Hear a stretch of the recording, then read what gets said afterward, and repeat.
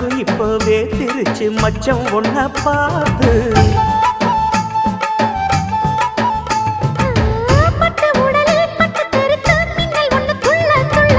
வெக்கம் துடிக்க விளக்கணைக்க ஜன்னல் கண்ணை மூடிக்கொள்ள 10 நாள் கழிச்சு தாண்டி கதவை திறக்கணும்